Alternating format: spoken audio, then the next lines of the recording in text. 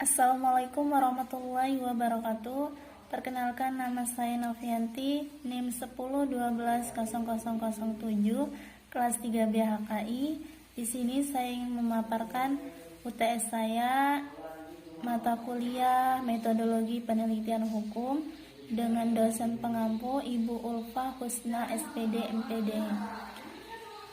Soal yang pertama yaitu berdasarkan analisis dan pemahaman saya mengenai penelitian adalah pengolahan, analisis, dan penyajian data yang dilakukan secara sistematis dan objektif untuk memecahkan suatu persoalan. Yang metode penelitian adalah langkah-langkah yang diambil oleh peneliti untuk mengumpulkan data atau informasi untuk diolah dan dianalisis secara ilmiah.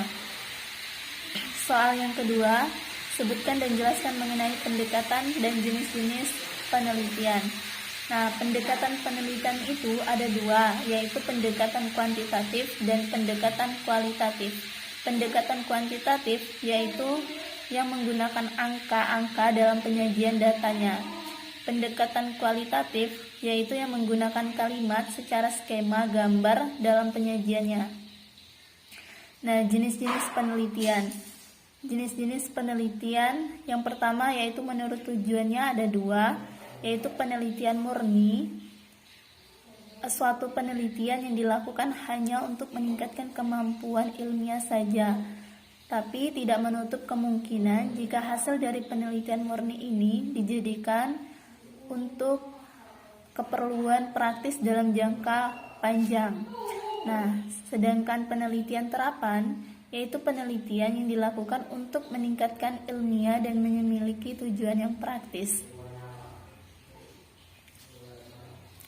Nah, yang kedua yaitu menurut jenis data dan analisisnya ada dua, yaitu kuantitatif dan kualitatif. Nah, kuantitatif yaitu yang menggunakan angka-angka dalam penyajian datanya. Sedangkan kualitatif yaitu yang menggunakan kalimat, skema, gambar dalam penyajian datanya. Nah, yang ketiga yaitu menurut metode. Yang pertama yaitu penelitian historis, yaitu meneliti tentang kejadian-kejadian di masa lalu. Yang kedua, penelitian survei, yaitu meneliti dengan mengambil sampel dari jumlah tertentu. Nah, yang ketiga itu penelitian ex post de facto, yaitu penelitian yang bertujuan untuk mencari faktor-faktor penyebab dari peristiwa atau kejadian tertentu. Nah, yang selanjutnya penelitian eksperimen, yaitu penelitian yang digunakan untuk mengetahui pengaruh variabel independen terhadap variabel dependen dalam kondisi yang terkendali. Yang kelima yaitu penelitian deskriptif, penelitian yang bertujuan untuk mendeskripsikan secara sistematis, faktual, dan akurat tentang peristiwa dan fakta tertentu. Nah, selanjutnya yaitu penelitian pengembangan, yaitu penelitian yang sering dilakukan oleh perusahaan yang bertujuan untuk mendapatkan produk baru. Nah, selanjutnya yaitu penelitian evaluasi, yaitu penelitian dilakukan untuk mengevaluasi kejadian kegiatan dan produk.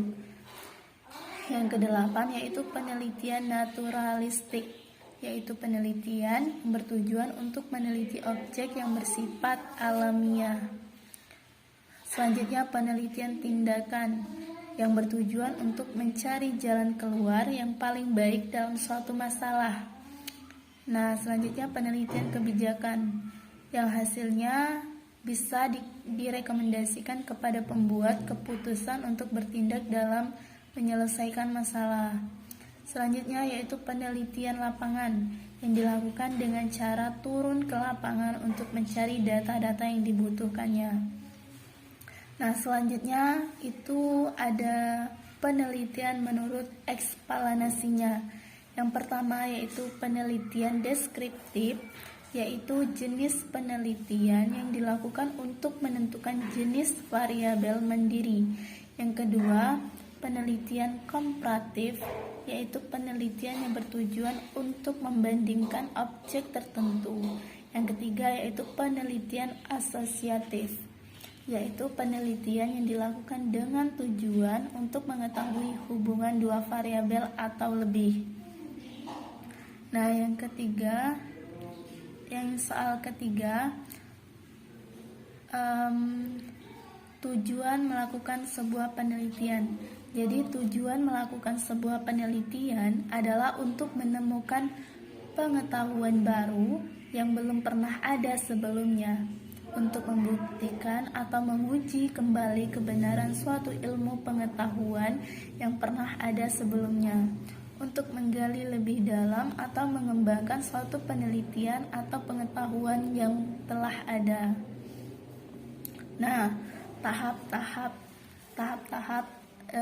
dalam melakukan penelitian itu ada 3, yaitu yang pertama tahap persiapan, yang pertama ada tema atau topik penelitian, yang kedua mengidentifikasi masalah, yang ketiga merumuskan masalah penelitian, yang keempat mengadakan studi pendahuluan, yang kelima merumuskan hipotesis, yang keenam menentukan sampel atau sampel penelitian, yang ketujuh kajian teori, yang kedelapan kerangka pikir, yang kesembilan metode penelitian, yang kesepuluh menyusun rencana penelitian. Nah, yang tahap kedua yaitu tahap pelaksanaan. Di tahap pelaksanaan ini ada 3 poin. Yang pertama pengumpulan data, analisis data, dan interpretasi data. Nah, tahap selanjutnya yaitu tahap penulisan laporan. Nah, soal yang keempat yaitu, menurut saya masalah penelitian adalah suatu kendala atau persoalan yang harus dipecahkan, dengan kata lain merupakan kesenjangan antara kenyataan dengan suatu yang diharapkan dengan baik agar tercapai tujuan dengan hasil yang maksimal.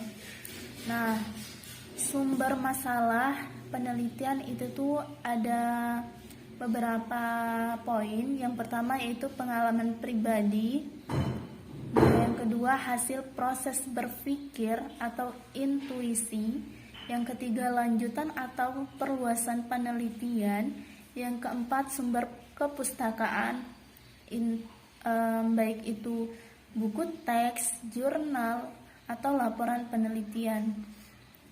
Nah, yang kelima itu ada forum pertemuan ilmiah dan diskusi. Nah, yang keenam observasi atau pengalaman langsung dalam praktek.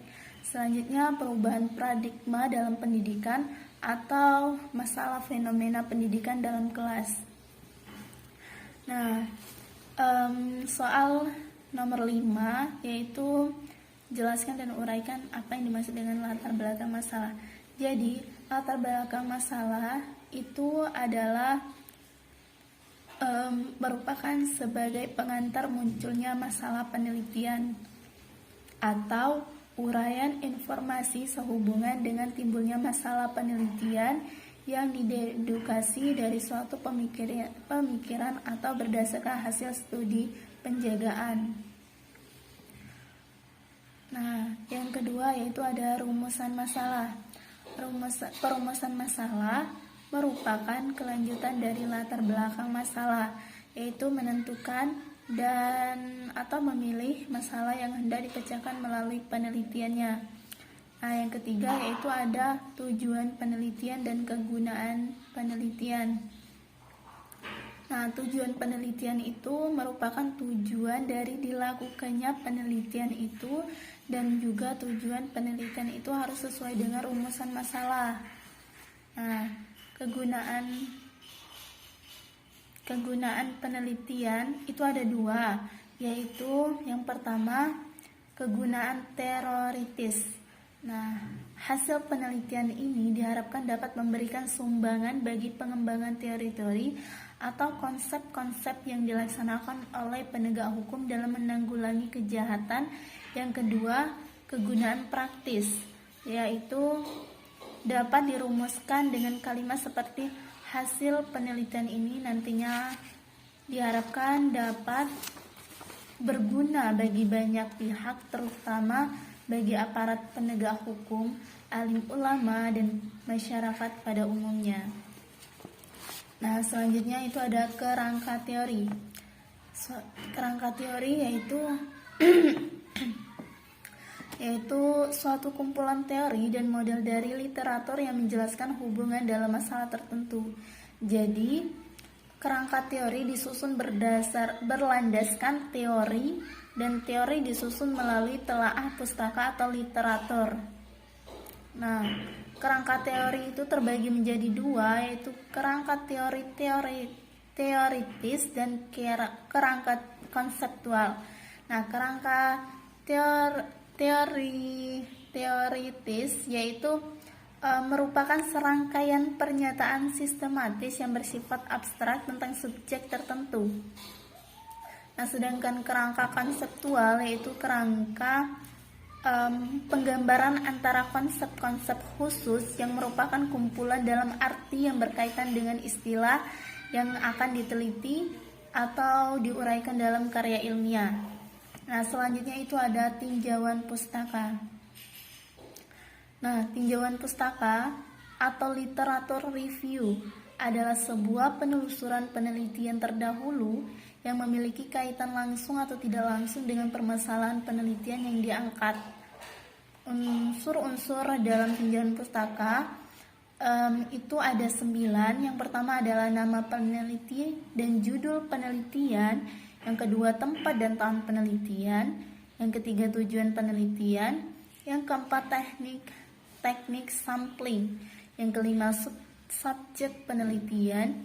Yang keenam, jenis penelitian. Yang ketujuh, teknis analisis data. Yang kedelapan, hasil penelitian. Yang kesembilan, perbedaan dan persamaan penelitian. Nah, selanjutnya itu ada kerangka fikir. Kerangka berpikir adalah sebuah model atau gambaran berupa konsep yang di dalamnya menjelaskan tentang hubungan antara variabel yang satu dengan variabel yang lainnya. Nah, yang terakhir itu ada hipotesis penelitian. Nah, hipotesis penelitian adalah jawaban sementara atas pertanyaan penelitian yang diajukan terhadap masalah yang telah dirumuskan.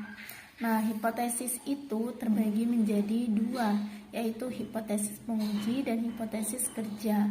Nah, hipotesis penguji lebih merupakan instrumen teori untuk diuji kebenarannya secara empiris. Apakah hipotesis itu diterima atau ditolak? Nah, yang selanjutnya hipotesis kerja.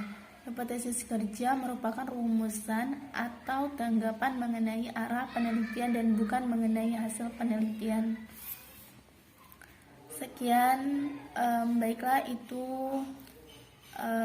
hasil UTS saya. Saya ucapkan